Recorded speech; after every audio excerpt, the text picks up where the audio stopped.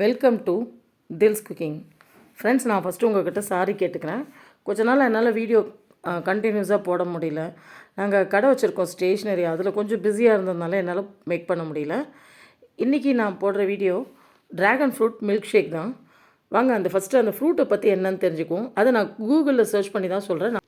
இந்த பழம் புற்றுநோய் வருவதிலிருந்து காப்பாற்று தான், உடல் சூற்றை தணிக்கிறது, நார் சத்து நிறைந்துள்ளது, கர்ப்ப காலத்தில் இரத்த சோகை தடுக்கிறது, இரும்பு சத்து நிறைந்த பழம், விட்டமின் சி உள்ளதால் இதில் ஸ்கின் ஆரோக்கியத்திற்கு நல்லது. நம்மளுடைய தோல் வியாதிகளில் எதுவும் வராமல் அதிகபட்சம் நம்ம தோலுக்கு ஒரு ஆரோக்கியத்தை கொடுக்கிறது. ஸோ இது ரொம்ப ரொம்ப யூஸ்ஃபுல்லான ஃப்ரூட் தான் ஃப்ரெண்ட்ஸ். நீங்களும் முடிஞ்ச அளவுக்கு உங்கள் வீட்டில் ட்ரை பண்ணுங்கள். இது பழமும் பாருங்களேன், ரொம்ப சூப்பராக இருக்குது. எனக்குமே இந்த பழம் ஃபஸ்ட்டு நான் தான் ட்ரை பண்ணுறேன் இப்போ தான். ஸோ இந்த பழத்தை ஈஸியாக இருக்கும் ஃப்ரெண்ட்ஸ், அந்த உரிக்கிறதுக்கு. அந்த தோலை லைட்டாக மேலே இருக்க தோலெல்லாம் கட் பண்ணிவிட்டு அதுக்குள்ளே இருக்க ஃப்ரூட்டை பார்த்தோன்னா, அதில் நான் கடையில் வாங்கும்போது எனக்கு கேட்டாங்க, உங்களுக்கு ஒயிட் கலர் வேணுமா பிங்க் கலர் வேணுமான்னு அந்த ஃப்ரூட் வாங்கும்போது. ஸோ அது நான் கேட்டேன் பிங்க்கே கொடுங்கன்ட்டு.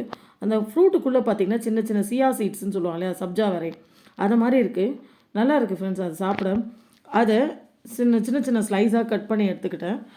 அதை ஒரு மிக்ஸி ஜாரில் அந்த ஸ்லைஸ் எல்லாம் ஆட் பண்ணிவிட்டு அதில் ஒரு 1 டம்ளர் பால் சேர்த்து அதில் தேவையான சுகர், நமக்கு எவ்வளோ தேவையோ, நீங்கள் சுகர் கம்மியாக சாப்பிட்றதா இருந்தாலும் கம்மியாக போட்டுக்கோங்க, இல்லை அதிகமாக வேணுனாலும் அதிகமாக ஆட் பண்ணிக்கலாம்.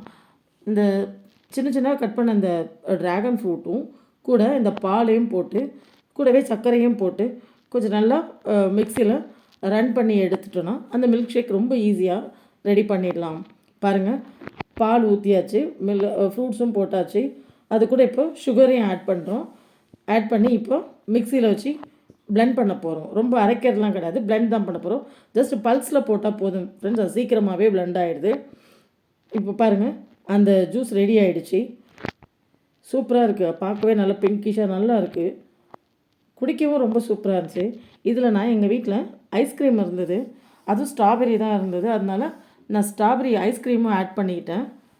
ஃப்ரெண்ட்ஸ், இது ரொம்ப ரொம்ப சூப்பராக இருந்துச்சு. எங்கள் பசங்க எல்லாமே விரும்பி சாப்பிட்டாங்க.